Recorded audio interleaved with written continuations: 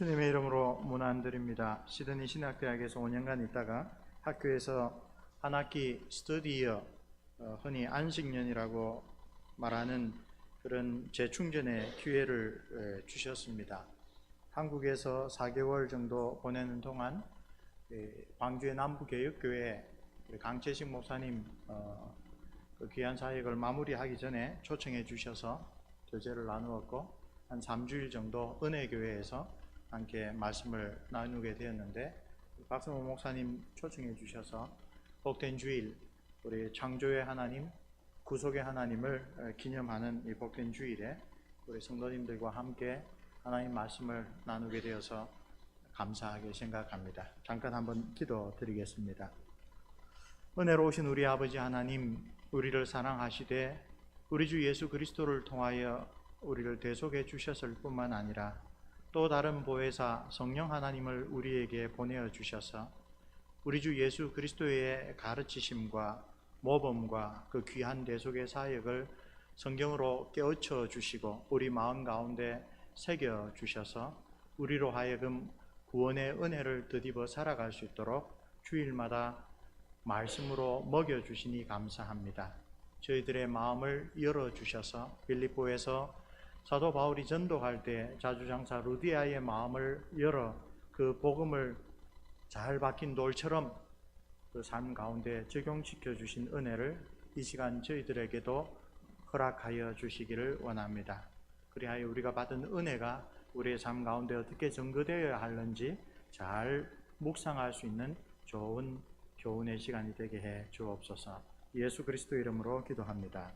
아멘. 디도서는 이름 그대로 사도 바울이 자기의 후계자 중에 한 사람인 디도에게 쓴 편지입니다. 학자들은 보통 기원 후 AD 66년경에 쓰여졌다고 이야기를 하는데요, 사도행전을 보면 사도 바울이 로마에 수감됩니다. 자세히 읽어보면 일종의 가택연금 상태로 복음을 전하는 일을 자유롭게 할 수 있는 상태였다는 것을 알 수 있습니다. 로마의 연대기와 보면 그때는 사도 바울이 순교하기 상당히 전이었습니다. 사도행전의 기록은 거기에서 마치지만 최초의 교회사를 쓴 유세비우스, 가이사라의 주교였던 유세비우스 선생의 기록에 따르면 그 첫째 가택연금에서 일시적으로 풀려나서 로마로 가려고 했을 때에, 로마서를 썼을 때에 소망했던 대로 서바나, 오늘날의 스페인에 선교를 하였고, 또 디도를 데리고 오늘 디도가 처해 있는 이 크레데 섬, 크레타 섬에 와서 여러 곳에 교회를 세우고, 자기는 또 다른 사역지로, 또 다른 선교지로 떠나기 전에 우리 디도서 1장을 보면 내가 너를 크레데에 남겨둔 이유는, 떨어뜨려둔 이유는 부족한 일을 바로잡고 나의 명한 대로 각 성에 장로들을 세우게 하려 함이니, 그런 이야기가 나옵니다. 사도행전을 자세히 읽어본 사람들은 이 사도 바울이 그레다 섬을 갔었지만 디도와 함께 간 기록은 사도행전에 없습니다. 그래서 사도행전이 기록이 되고 난 다음에 사도행전까지 묘사된 사도 바울의 사역 이후에 일어난 일이라는 것을 알 수가 있습니다. 그러고 보면 디도서는 사도 바울이 교회에 남긴 하나님의 계시의 말씀 가운데 가장 늦게 쓰여진 편지 중에 하나입니다. 63년경에 디모데전서를 썼고 66년경에 디도서를 썼고, 그리고 우리가 사도 바울의 유언이라고 종종 부르는 디모데후서가 마지막으로 쓰여졌습니다. 그때는 디모데후서를 쓸 때는 다시 로마에 수감되었는데 이제는 가택연금 수준이 아니라 포로 로마노라고 하는 유명한 그 광장 지하에 있는 던전에, 지하 감옥에 착고에 차여서 그렇게 지내고 있다는 것을 알 수가 있습니다. 이런 배경 설명을 통하여 우리가 디도서에 대하여 미리 인식할 수 있는 중요한 그 정보가 있습니다. 사도 바울의 그 사역의 가장 말기에 쓰여진 책이라. 맘만 먹으면 한 5분에서 10분이면 다 읽을 수 있는 석장으로 되어 있는 짧은 내용이지만 평생의 사역이 녹아든 그런 내용들을 전하고 있다라고 기대할 수가 있습니다.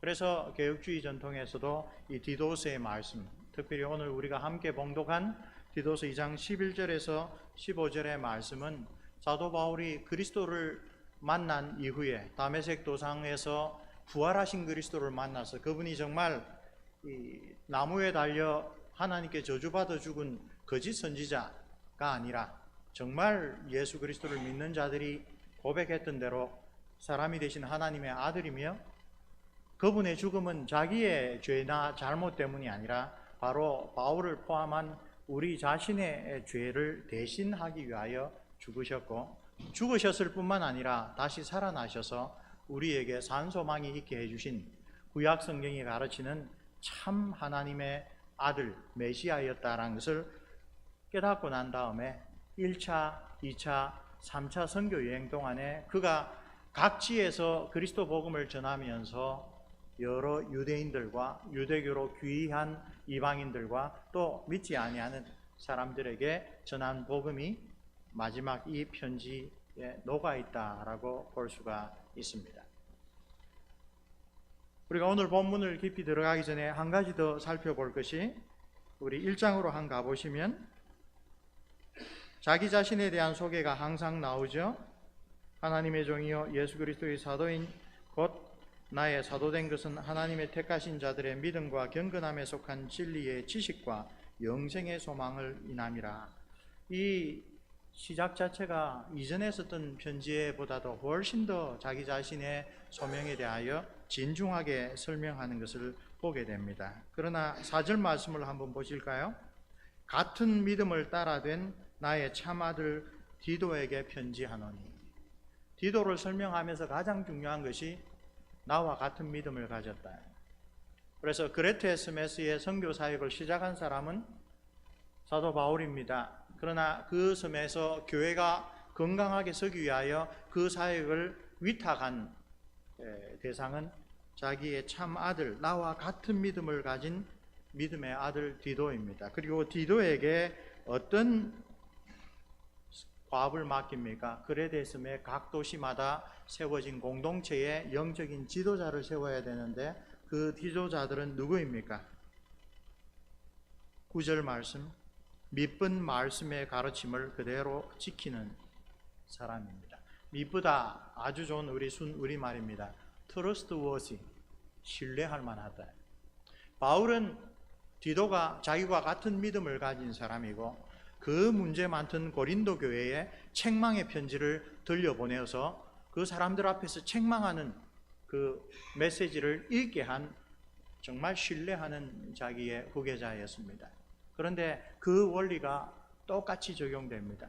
그레다스의 각 성에 있는 교회의 지도자로 하나님의 말씀을 성도들에게 가르치고 그들의 삶을 온전하게 인도할 교회의 영적 지도자로서 장로 혹은 감독을 세울 때 그 감독은 전해진 그 우리가 신뢰할 만한 그리스도의 복음을 그 말씀을 잘 지키고 그 말씀대로 살아가며 따라서 그들의 가르침과 삶이 성도들을 인도하는 데 아무런 지장이 없는 그런 사람들로 여기서 우리는 한평생에 주님께로부터 받은 사역, 주님께서 그에게 주신 복음 전도자로서 사도로서의 소명을 이제 자기의 생애 말기에 어떻게 다음 세대로 전달하는가를 보게 됩니다.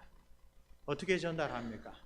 예수 그리스도의 그 복음의 메시지를 정말 나와 같이 신실하게 믿는 사람들을 계속하여 세워나가는 것입니다. 종교개혁 이래로 우리 개신교의 주일 예배는 거의 절반 이상 혹은 3분의 2가 말씀의 전파, 설교입니다.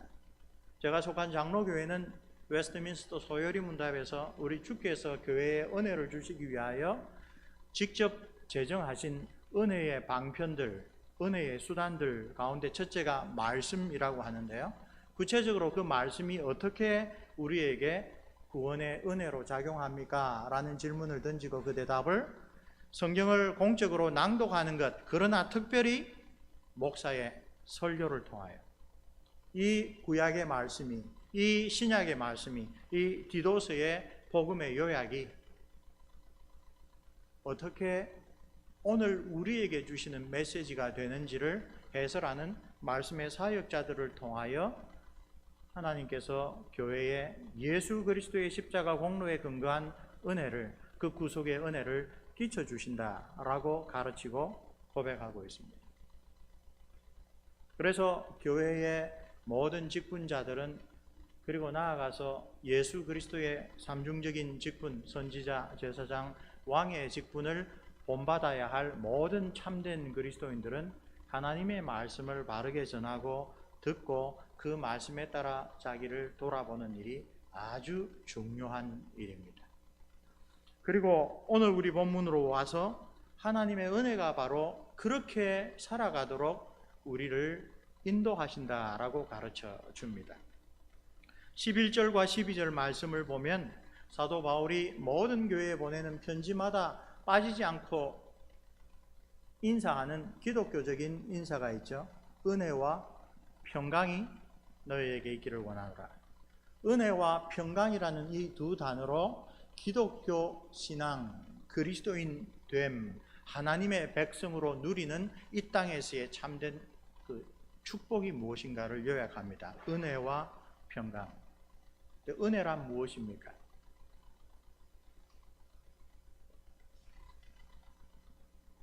저는 청년들을 오랫동안 가르치는 사역을 하였습니다.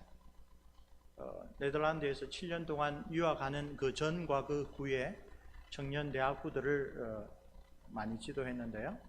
겨울철이 되면 일주일 동안 수련회장에 올라가서 월요일부터 금요일까지 밤마다 한두 시간씩 찬송하고 목이 쉬도록 기도하고 눈물과 콧물을 다 흘리면서 하나님 앞에 자기를 드립니다. 근데 여러 해를 지켜보니까 아주 안타깝고도 어떻게 보면 참 흥미로운 현상을 봅니다. 그렇게 금요일 날 내려와서 토요일 날 영화 한 편을 보면 그 은혜가 다 사라져 버립니다. 은혜 받기 위하여 그렇게 열심히 찬양하고 목이 쉬도록 기도하고 눈물 콧물 흘려서 은혜 했는데 영화 한 프로 봐서 사라진다면 그것은 하나님이 주시는 은혜일까? 라고 반성을 하게 됩니다.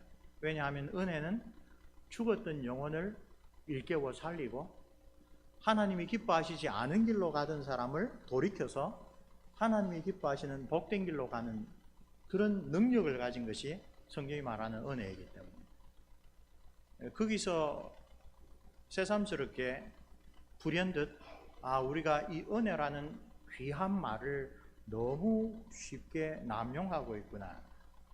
주로 감정적으로 아주 고조화되고 하면 은혜 받았다.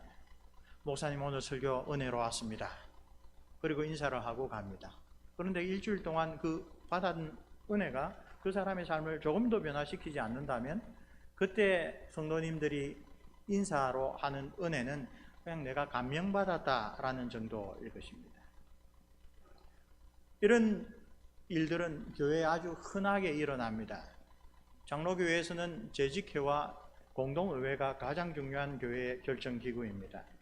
그때 우리가 헌금을 이렇게 써도 됩니까? 우리가 교회를 이렇게 해도 됩니까? 하고 종종 다툼이 일어날 경우가 있는데 그러면 누가 손을 들고 우리 은혜롭게 합시다 라고 이야기를 합니다. 그때 은혜는 좀 따지지 말고 그냥 교회에서 하자는 대로 목사님이나 장로님들이 당회에서 하자는 대로 합시다. 뭘 그렇게 따집니까? 라고 하는 뜻으로 은혜롭게 합시다 라는 말을 씁니다. 그건 역시 성경이 가르치는 은혜의 뜻을 아주 잘못되게 적용하는 사례입니다. 사도는 하나님의 새로운 공동체인 교회에서 모든 일이 잘 정돈되고 아름답게 이루어지도록 합니다. 그래서 교회는 그 사도적 가르침을 따라서 교회 헌장을 만들고 예배의 모범을 만들고 모든 일의 절차를 만듭니다. 왜? 하나님의 교회는 모든 일이 단정하고 바르게 진행되어야 되기 때문입니다. 그런데 그렇지 않고 아주 인간적으로 여러 가지 일들을 처리하면서 은혜롭게 합시다 라고 할 때 이 성경의 하나님의 크신 구속의 사역을 대표하는 은혜라는 말을 우리가 아주 남용하고 있구나. 그리고 우리가 한 걸음 더 종교개혁자 루터의 그런 관점을 따라보면 바로 그런 점에 마귀가 역사하고 있구나. 하나님이 우리에게 주신 귀한 것을 귀하지 않게 쓰게 만드는 것, 그런 우리의 방자한 마음을 들어서 은혜라고 하는 말이 과연 무슨 뜻으로 성경에서 선포하고 있는가를 아주 희석시키거나 혹은 잊어버리게 만드는 것. 그래서 우리가 오늘 이 본문에서 은혜라는 말이 어떻게 쓰여지고 있는지, 사도 바울이 평생 모든 교회에서 전파한 하나님의 말씀, 여러 교회에 보낸 편지에서 잊지 않고 한 기독교적 인사의 그 표현이 은혜가 도무지 어떤 뜻으로 쓰이고 있는지를 대표하여 볼 수가 있습니다. 우리 이제 11절 말씀에 집중해 보겠습니다. 모든 사람에게 구원을 주시는 하나님의 은혜가 나타난다. 하나님의 은혜는 모든 사람을 구원한다라고 사도 바울은 요약합니다. 여기서 모든 사람은 한 사람도 빠짐이 없이라는 뜻의 모든은 아닙니다. 만약에 그렇게 해석하면 사도 바울이 앞서서 한 많은 이야기들과 서로 모순이 되고 충돌이 됩니다. 사도 바울은 예수를 믿다가 배반한 사람들, 혹은 마귀의 손에 넘겨줬다고 하는 사람들, 믿지 아니한 자에게는 하나님의 진노가 임한다라는 그런 엄격한 경고의 말씀을 무수히 반복합니다. 구원받지 못할 사람들이 많이 있습니다. 구원받는 하나님의 백성은 하나님의 크신 은혜 가운데 택함을 입은 사람들입니다. 데살로니가 전서에 나오듯이 믿음, 소망, 사랑이라고 하는 성령께서 하지 아니하시면 나올 수 없는 그런 열매를 가진 사람들을 보고 하나님이 너희를 택하였음을 내가 아노라 라고 이야기를 합니다. 그래서 여기에서 모든이란 말은 사도 바울의 용법 가운데 종종 나오듯이 모든 종류의 사람을 말합니다. 유대인뿐만 아니라 이방인들도, 자유인뿐만 아니라 종도, 남자들뿐만 아니라 여자들도, 아이들까지도, 피부가 검은 스구디아인 뿐만 아니라 피부가 하얀 라틴인까지도 하나님께서는 외모를 보시지 아니하신다. 그래서 모든 종류의 사람이라는 뜻으로 번역을 하는 그런 영어 성경들도 있습니다. 하나님의 은혜는 구약의 이스라엘 백성들이 큰 은혜를 받고도 이기적으로 착각했듯이 유대인들에게만, 아브라함과 다윗의 혈통적인 자손들에게만 한정되지 않고 하나님이 기뻐하셔서 부르시는 먼데 있는 모든 사람들까지 포함하여 하나님이 부르시는 모든 사람을 구원하신다라는 뜻입니다. 나타나라고 하는 동사가 아주 재미있습니다. 구약 시절에도 하나님의 구원하시는 은혜는 있었습니다.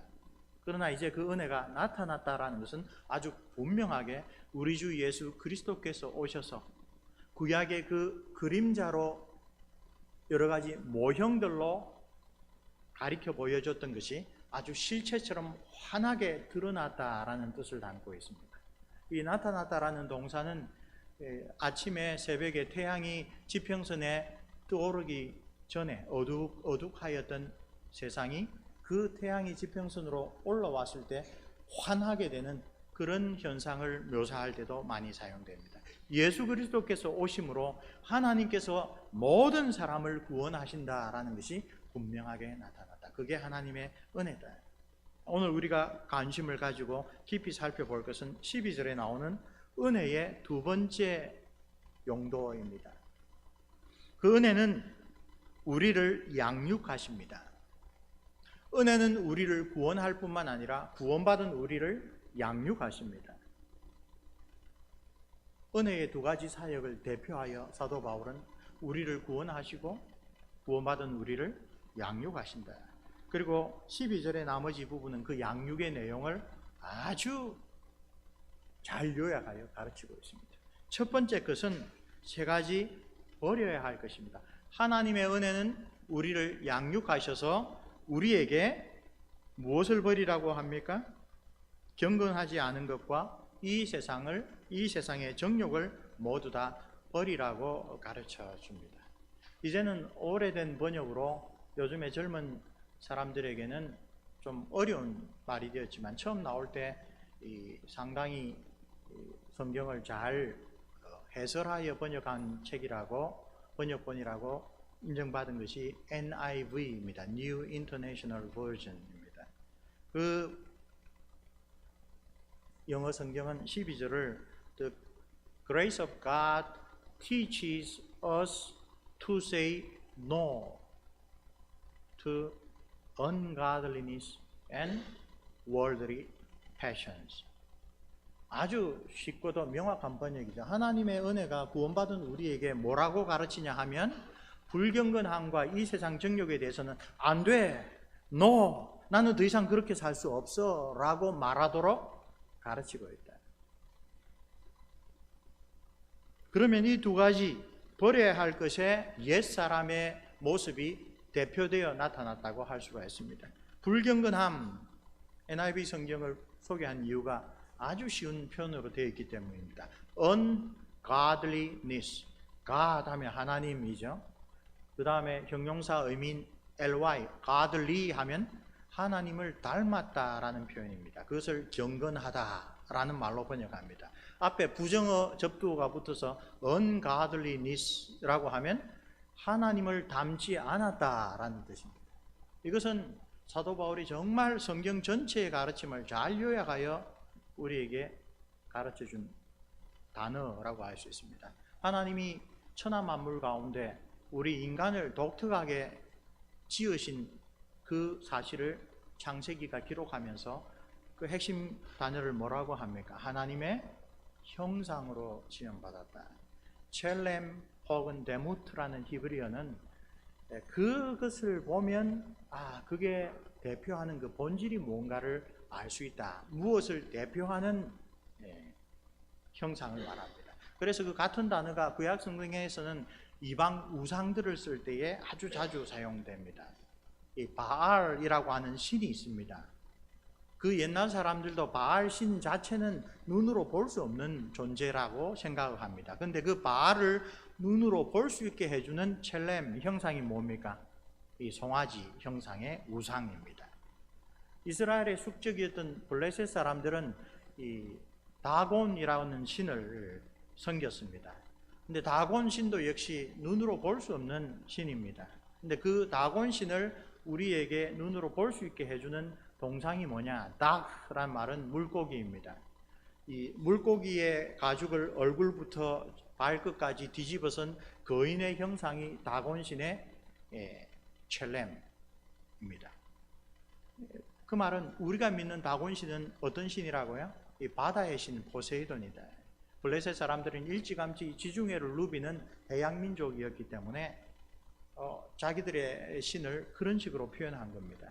똑같은 용법을 적용하면 인간을 보면 하나님의 형상으로 지음받은 사람을 보면 하나님이 어떤 분인지가 보여야 된다. 그게 하나님이 우리를 창조하신 목적이다. 그게 장로교회에서 웨스트민스터 대소요리 문답 1문답에서 가르치는 사람의 제일된 목적은 하나님을 영화롭게 하는 것이라고 말하는 뜻입니다. 그런데 구원받기 이전의 우리의 삶은 그런 하나님의 형상으로 지음받고 태어난 그 목적을 거슬러서 하나님을 닮지 않음, 불경건함, 하나님을 사랑하지 않았기 때문에 하나님의 말씀을 신뢰하고 순종하는 것 대신 마귀의 말이 우리에게 더 유익하다라고 하는 그런 생각에 빠져 하나님께 등을 돌린 아담과 하와 이래로 우리는 하나님을 닮고 하나님이 어떤 분이신지를 천하 만물에 정시하는 대신 우리를 끼웠던 마귀의 종이 되어서 자기에게 유익한 것을 열심히 따라가다 보면 결국 아주 추한 모습으로 마귀와 같은 모습으로 바뀌게 된다. 그런데 우리를 구원해 주신 하나님의 은혜가 우리에게 와서 계속 우리에게 가르치며 No, 너는 본래 하나님이 창조하신 그 삶의 목표를 회복해야 될 사람이다. 너는 구속받은 그리스도인으로서 예수 그리스도를 본받아야 되고 그 모든 일에서 그리스도께서 보여주신 모범을 따라야 할 사람이다. 왜? 하나님의 형상으로 지음받은 존귀한 존재이기 때문에 그렇다고 가르쳐 줍니다. 그런데 하나님의 형상을 추구하는 참된 그리스도인의 삶을 따르지 않는 사람들, 아직도 이 복음을 받아들이지 못하고 달리 말해서 구원하시는 은혜를 누리지 못하는 사람들, 나아가서 구원을 받았으나 교회를 다녔으나 여전히 그 양육하시는 은혜를 사모하지 못한 사람들은 그의 소망이 어디 있겠습니까? 이 세상 정욕에 있습니다. 이 정욕이란 말은 내가 그것을 가지면 내가 그것을 얻으면, 내가 그것을 성취하면 그것이 나에게 기쁨과 위로와 삶의 보람이 되고 나를 즐겁고 평안하게 해줄 거야 라고 내가 믿는 모든 것입니다. 우리 주님께서는 대표하여 그것을 뭐라고 합니까? 만몬이라고 합니다. 돈이 있으면 내가 행복할 거야. 사도 바울은 그것을 좀 더 깊이 설명하여 탐심은 우상숭배니라 라고 표현합니다. 탐심, 내가 적을 가지면 내가 행복할 거야 라고 하는 것, 하나님이 아니라 이 세상 피조물에서 내가 그것을 내 것으로 누리면 그게 나를 기쁘게 할 거야 라고 하는 그 생각이 바로 우상숭배라. 왜? 참된 안식과 평안과 인생의 의미는 오직 주님과 사귐에 있어서 주님의 은혜의 양육을 받아서 내가 지음받은 하나님의 형상을 회복하는 데 있는데, 구원의 은혜를 받지 못하고 양육의 은혜를 받지 못한 사람들은 계속 이 세상에서 내가 내 차를 좀 바꾸면 정말 좋을 텐데, 집이 2층 집에 가면 정말 좋을 텐데, 내가 음악의 취미가 아주 많은데, 저도 한때 클래식에 아주 열광해가지고 광화문에 있는 레코드점에 가가지고 레코드를 한 500장 이상 그렇게 모으고, 클래식 음악을 들으면 내가 이 세상의 모든 시름을 잃고 내가 참 기쁨을 누릴 텐데, 이 정욕이라는 것은 세상적으로 꼭 지탄받는 일들만 말하는 게 아닙니다. 아주 미적인 그런 세계에 들어갈 수도 있고요, 세상 사람들의 존경을 내가 추구하여서 열심히 그런 일들을 할 수도 있습니다. 그 핵심은 무엇입니까? 하나님 외에 다른 것에서, 창조주 외에 피조물에서 나의 만족을 찾는 모든 것들, 이 세상 정욕, 하나님의 구원의 은혜가 나에게 계속 작용하여 내가 참 하나님의 백성으로 인정받았다면 이 세상에서 무엇을 추구하지 말고 하나님을 닮지 않은 그런 세상의 정욕에 사로잡히지 말고 하나님의 형상을 회복하여 살아가라. 하지 말라라는 것과 함께 반드시 함께 가르치는 어떻게 해라라는 것이 곧 따라 나오죠. 세 가지입니다. 근신함과 의로움과 경건함으로 이 세상에 살고. The grace of God teaches us to live. 이제 어떻게 살아라라고 가르칩니다. 첫째, 이 근신함이라는 말은 NIV 성경은 아주 쉽게 self control, 절제하는 삶, 자제하는 삶. 첫 단계가 아주 의미심장합니다. 우리 자신이 어떤 사람인가를 깨우쳐 줍니다. 너희는 청직이다. 예수 그리스도께서 가르치신 그리스도인의 삶의 윤리의 핵심이 너희들은 너희 자신이 주인이 아니라 하나님께서 지으셔서 하나님께 영광을 돌리고 그 안에서 참 인간됨의 행복을 누리도록 살게 하셨다. 그래서 예수님의 비유 가운데 청지기 비유가 많지요. 청지기의 본분이 뭡니까? 주인의 뜻을 신실하게 행하는 것입니다. 그리스도인이 청지기다라고 했을 때 제일 먼저 해야 될 것은 내 뜻대로 마옵시고 아버지의 뜻대로 하옵소서라고 하는 예수님의 기도를 내 삶에 적용하는 것입니다. 셀프 컨트롤은 그것과 아주 직결된 내용입니다. 내 마음대로 하고 싶은 사람은 절제, 신중함 이런 게 필요 없습니다. 자기가 자기 삶의 주인이니까 이건 내가 노력하여 내가 번 돈인데 내 마음대로 왜 못 쓰냐? 라고 생각하기 때문에. 그러나 은혜의 양육을 받아서 하나님께로부터 올바른 삶, 거룩한 삶, 성화되는 삶을 훈련하는 사람은 제일 먼저 자기 자신에 있어. 나는 하나님의 종이야. 나는 그리스도의 종이야. 그래서 청지기의 생활 윤리의 첫 번째 조항은 주님 뜻을 물어보는 겁니다. 주님, 이 일에 있어서는 내가 어떻게 할까요? 주님, 여윳돈이 생겼는데 이 어떻게 쓰는 게 좋을까요? 주님, 저한테 이런 재능이 있는 것을 늦게나마 발견했는데 이 재능을 가지고 어떻게 할까요? 그래서 유명한 이야기가 있죠. 하나님의 인도하심과 뜻에 대하여 예 하는 것은 내가 하고 싶은 것에 대하여 노 하는 거예요.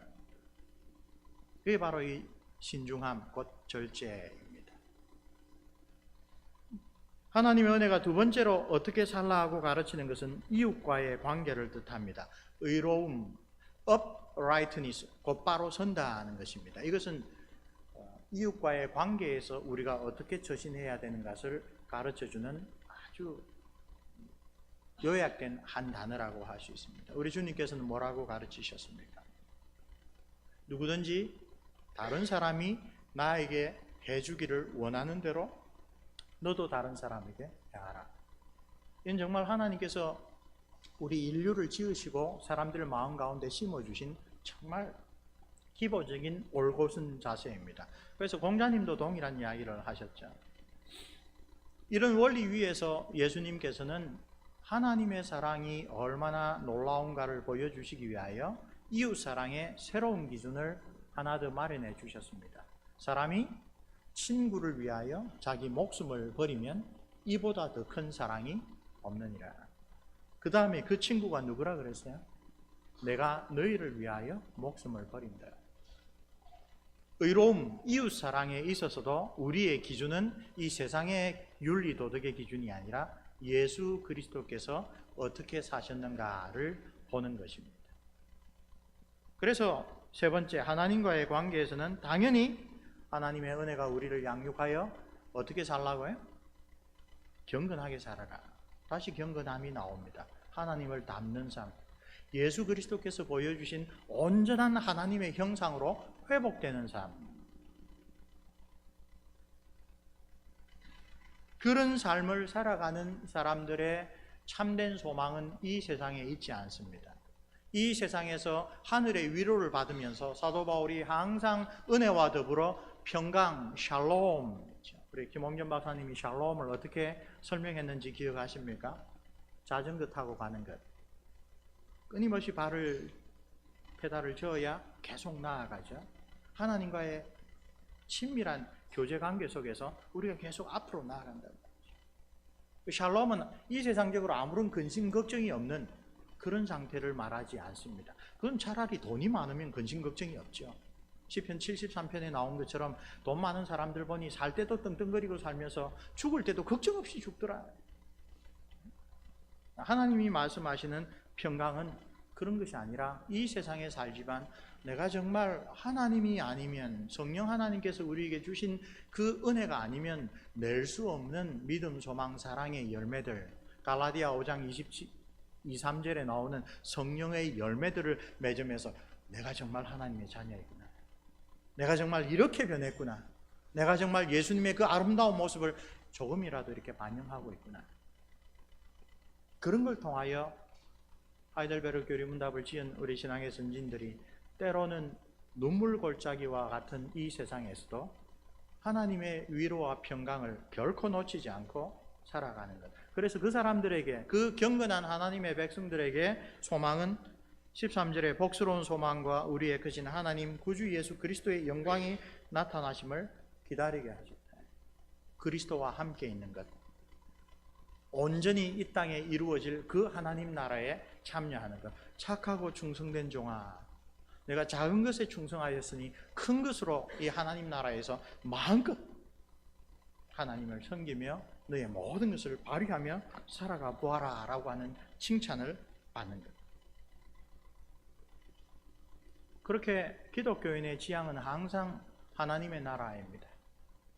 그러나 그 하나님의 나라를 지향하며 살아가는 이 세상에서의 삶은 하나님의 은혜의 양육을 받아 끊임없이 자기를 청지기로서 인식하고, 그래서 마땅히 절제하고 이웃에 대하여 예수 그리스도의 그 높은 기준을 바라보면서 다른 사람에게 내가 해 안 끼치고 다른 사람에게도 내가 좀 불편하면 안 겪겠다라고 하는 이 세상 사람들도 생각하는 그런 정도가 아니라 정말 이웃을 위하여, 친구를 위하여 목숨을 버리는 그 주님의 사랑이 뭔가를 깊이 묵상하며 말씀과 성령으로 우리를 인도해 주시는 주님의 도우심을 의지하여 다시 하나님의 형상으로 회복되어 가는 것. 그것이 성경이 말하는 은혜를 사도 바울이 이 말년의 서신에서 딱 요약하여 전해줍니다. 이것이 구원의 복음입니다.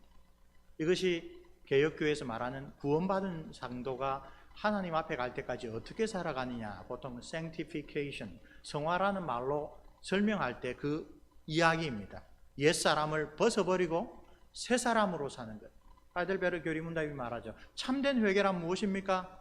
옛사람을 벗어버리고 새사람으로 사는 겁니다. 언제? 처음 믿었을 때 아니요. 그때부터 끊임없이 우리에게 다가오는 은혜의 양육을 간절히 붙들 때 하나님 나라에 갈 때까지. 칼빈 선생이 펜타코스탈리즘, 오순절 혹은 감리교 이런 사람들의 주장을 참 부족하다 깨우쳐주신 귀한 말씀을 했습니다. 예수를 믿을 때 첫 번째 큰 축복을 받았습니다. First blessing. Second blessing으로 성령 충만하면 삶이 바뀐다. 막 그런 이야기들을 많이 합니다. 그 두 번, 세 번 받는 걸로 삶이 변한다면 그 대단한 일입니다. 우리는 그렇게 착한 사람들이 못 됩니다. 칼빈 선생은 세컨드, 서드가 아니라 라이프롱, 우리 죽을 때까지 끊임없이 하나님의 은혜가 없으면 우리는 단 한순간도 하나님 기뻐하는 삶을 살지 못하는 죄인들이다. 그게 전적 무능력이라는 겁니다. 우리가 예수를 믿고 주일날 다른 걸 다 제쳐놓고 하나님 앞에서 나와서 예배드리는 그런 사람이 되었지만, 예배를 마치고 돌아가서 아주 간단한 예로 정치 이야기만 해도 서로 헐뜯고 싸우는 게 우리의 아주 열악한 현실입니다. 하나님의 공의가 어떻게 이 세상에서 적용되어야 될까에 대해서도 아직 교회 안에서도 의견 통일이 되지 못한 아주 열악한 현실. 거기다가 그리스도인의 불구대천의 원수라고 하는 이 사단이 사용하는 이 세상의 유혹들과 그것들을 좋아하는데 본능적으로 끌리는 우리의 옛사람의 그 악한 성품이 항상 동맹을 맺어서 할 수 있거든 택한 자라도 넘어지도록 우는 사자같이 다닌다고 합니다. 우리는 졸고 쉬어도 마귀는 졸고 쉬지 않습니다. 따라서 하나님의 양육하시는 은혜를 간절히 사모하는 일 없이 우리가 뭐 대단한 그리스도인이 됐다고 착각하지 말아야 합니다. 이 세상에 많은 사람들을 하나님께 사랑하셔서 복음을 증거하는데 우리는 전혀 관심도 기울이지 못하고 주일날 공적인 예배에서 함께 기도도 못하는 그런 일들을 우리가 알지 못하는 사람들이 나아가서 헌신하고 기도합니다. 베드로가 고넬료의 집에서 깨달았듯이 내가 진실로 하나님은 외모를 보지 아니하시고 유대인이라고 구원하지 아니하시고 장로교회라고 특별히 더 사랑하지 아니하시고 개혁교회라고 너희들 잘났다라고 인정하지 아니하시고 그야말로 하나님을 경외하는 마음으로 이 땅에서 은혜의 양육을 따라 선을 행하는 그런 사람들을 하나님이 받으시는 줄 알았다. 14절이 그것을 아주 강조하여 보여줍니다. 그가 우리를 대신하여 자신을 주심은 모든 불법에서 우리를 구속하시고 우리를 깨끗하게 하사. 이 구원의 은혜를 말합니다. 양육의 은혜는 뭘 이야기합니까? 선한 일에 열심하는 친백성이 되게 하겠습니다. 궁극적인 목적은 우리도 예수님처럼 하나님이 기뻐하시는 일을 열심히 하는 하나님의 사랑하는 백성이 되도록 하는 게 그 하늘 보좌를 버리시고 정말 하나님 앞에 가난하기 짝이 없는, 영적으로나 육적으로나 가난하기 짝이 없는 우리를 다시 하나님의 부요함으로 이끌어 올리기 위하여 땅에 오신 예수님의 성육신의 목적이라. 우리를 구원하실 뿐만 아니라 양육하셔서 선한 일에 열심하는 친백성이 되게 하십니다. 15절은 교회에서 선포되어야 될, 가정에서 선포되어야 될, 우리 서로 돌아보며 권면해야 될 내용이 바로 이런 것이다. 다시 한번 직접적으로 사도 바울이 그 후계자 디도에게, 디도를 통하여 그레데 섬의 모든 교회 장로들에게, 그리고 그때로부터 대를 이어서 지금 오늘 이 한국에까지 전수된 사도적인 교회, 유일하고 거룩한 교회, 보편적인 교회, 참된 교회에서 끊임없이 전파되어야 될 메시지다라는 것을 깨우쳐 줍니다. 우리 3장의 말씀을 잠깐 묵상하고 돌아보겠습니다. 3장에 가면 우리 구주 하나님의 자비와 사람 사랑하심을 나타내실 때에 아주 구원이란 말을 정말 가슴 와닿는 방식으로 예수님을 보내주셔서 구원의 은혜, 양육하시는 은혜를 보여주신 게 뭡니까? 우리 구주 하나님의 자비로우심, 우리를 긍휼하게 여겨주심, 불쌍하게 여겨주심과 사랑하심을 보여주신 거다. 하나님의 사랑이다.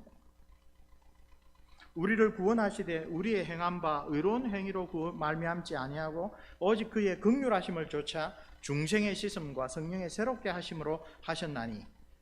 6절 말씀 우리 함께 읽을까요? 성령을 우리 구주 예수 그리스도로 말미암아 우리에게 풍성히 부어주사, 계속입니다. 우리로 저의 은혜를 힘입어 의롭다 하심을 얻어 영생의 소망을 따라 후사가 되게 하려 하심이라. 우리에게 주신 큰 축복, 구원의 은혜가 얼마나 큰 축복인가를 가르쳐 준 다음에 이 말이 미쁘도다, 신뢰할 만한 복음의 내용이다. 그걸 신뢰하라. 원컨대 네가 이 여러 것에 대하여 굳세게 말하라. 이는 하나님을 믿는 자들로 하여금 조심하여 선한 일을 힘쓰게 하려 함이라. 다시 나오죠. 선한 일을 힘쓰게 하는 게 이 구원의 복음의 최종 목적입니다. 은혜가 계속 우리를 양육하는 열매입니다. 이제 우리 자신에게 한번 적용해 봅시다. 이렇게 은혜가 우리를 양육한다면 우린 과연 어떤 열매들을 맺어야 할까요? 아니, 그 전에 내 삶 가운데 은혜가 나를 양육하는 것을 느끼고 계십니까? 성령께서 주일날 예배 시간에 우리에게 찾아오셔서 말씀하시는 것이 우리의 일상생활 가운데 한 주가 지나고 한 달이 지나고 1년이 지나고 귀한 교회를 헌신적으로 이루어서 5년, 10년이 지날 때 성령께서 내 속에 오셔서 말씀으로 역사하셔서 나를 양육해 주시고 따라서 옛사람을 벗어버리고 새사람으로 사는 그 열매가 있습니까? 날이 가면서, 나이가 들어가면서 주님을 만날 때가 가까워 오면서 가장 심각하게 돌아봐야 될 근본적인 신앙의 질문이, 그리스도의 영이 없으면 그리스도의 사람이 아니다라고 했는데 내 속에 그리스도의 영이 있는가? 그 그리스도의 영, 곧 성령께서 우리를 양육하사 새 사람으로 계속 거듭나는 삶을 살아가게 하고 있는 거예요. 내 삶의 영역에서 신앙적으로 한 번도 반성해보거나 돌아보지 않은 영역이 얼마나 많이 남아있는지 한번 생각해 보십시오. 11절 앞에 한글 번역에 생략된 원문이 하나 있습니다. 헬라 원문에 왜냐하면이란 뜻의 가르란 말이 11절 앞에 생략되어 있습니다. 다른 말로 2장 1절로부터 10절을 구체적으로 이렇게 살아라 라고 가르친 다음에 왜 그렇게 살아야 하느냐, 왜냐하면 하고 복음을 요약하여 은혜의 두 가지 사역, 구원과 양육을 말한 것입니다. 그럼 1절에서 10절까지는 그 당시 로마 사회의 household code, 로마의 대가족의 그 가족의 법에 따라 나이 많은 남자는 어떻게 하고 나이 많은 여자는 어떻게 살고 나이 젊은 남자는 어떻게 살고 젊은 여자는 어떻게 살고, 또 그 로마 시절에 가족 구성 가운데는 반드시 엄청난 수의 노예가 있으니까 노예로서 그리스도인 된 사람은 어떻게 살고, 이렇게 이 가족법에 따라서 설명한 부분이 있습니다. 자세히 읽어보면 절제가 계속 반복하여 나오는 것을 알게 됩니다. 그리고 더 중요한 이야기들,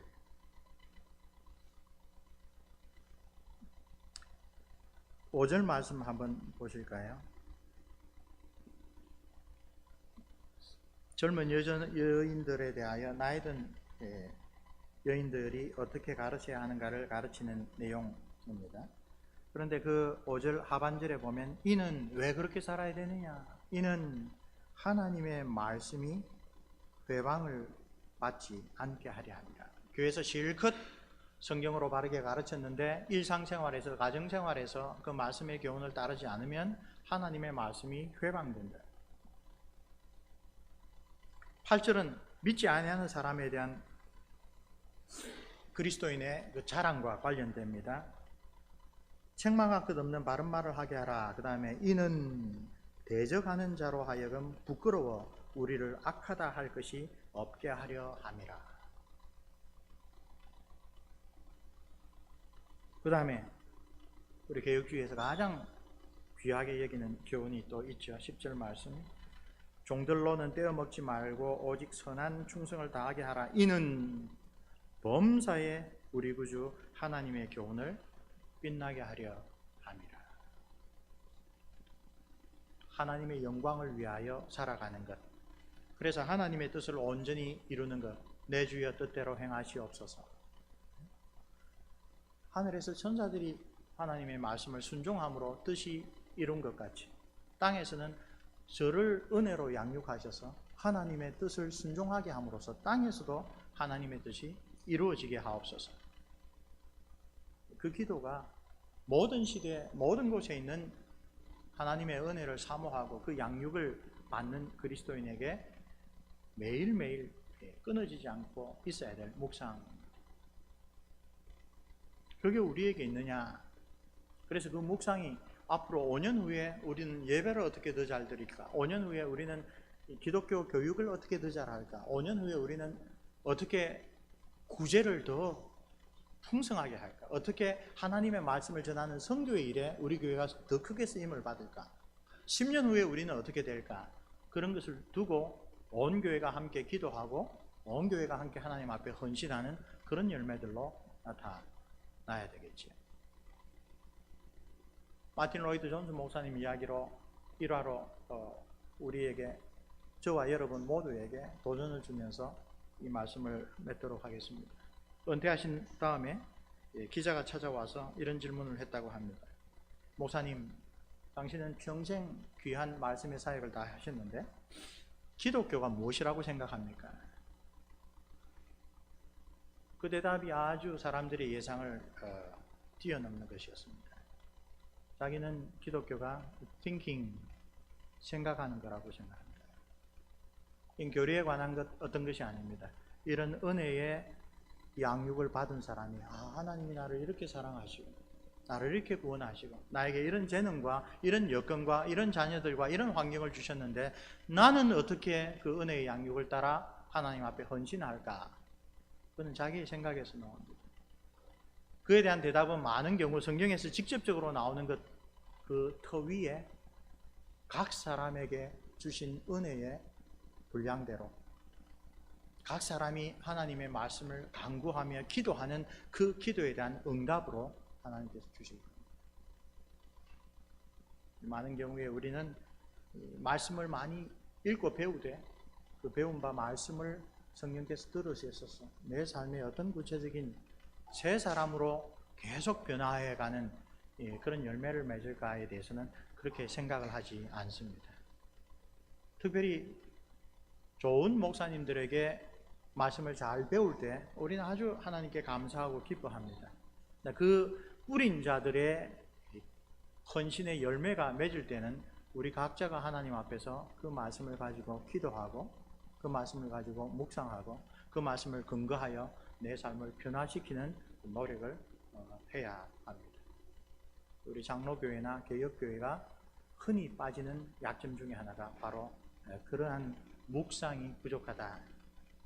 그래서 열매가 없다. 어떤 열매입니까? 디도서에서 말하듯이 하나님의 이름이 영화롭게 되고 믿지 않는 사람이 교회를 욕할 게 없게 되고 하나님의 말씀이 방해됨이 없이 풍성하게 전파되는 그런 열매. 오늘 복된 주일에 우리 성삼위 하나님께서 우리에게 주신 구원의 은혜와 양육의 은혜가 우리와 우리 자녀들 가운데 풍성하게 임하기를 우리 삼위 하나님의 이름으로 축원합니다.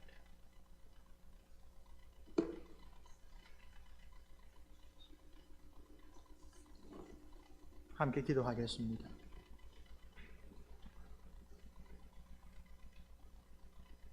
우리를 사랑하셔서 크신 자비를 베푸시사 독생자 예수 그리스도를 우리를 위하여 보내주신 하나님 아버지, 창조와 구원의 큰 일을 기념하는 이 복된 주일날 저희들이 그 하나님의 은혜를 다시 한번 깊이 묵상하고 사도가 교훈한 대로 그 은혜의 양육을 받아 누리기를 소원합니다. 우리의 연약함을 아시는 주님, 하나님께서 우리를 위하여 베풀어 주신 은혜의 수단들이 풍성하고 효과 있게 작용하여 우리 모든 성도들의 가정 부모와 자녀들 그 삶 가운데 이제껏 하나님의 은혜로 우리가 바르게 대하지 못했던 우리 삶의 영역들을 하나씩 주님 앞으로 바쳐드릴 수 있도록 도와주시옵소서. 그리하여 복된 성도들처럼 하나님이 너희를 택하셨음을 내가 아노라 라고 하는 그러한 믿음의 확신 가운데 미쁘신 주님을 의지하며 이 땅에서 살아가게 하시고, 이 교회를 통하여 하나님의 크신 구원의 일, 하나님의 영광을 드러내는 놀라운 일들을 잘 감당할 수 있도록 은혜 베풀어 주시옵소서. 우리 주 예수 그리스도 이름으로 기도합니다. 아멘.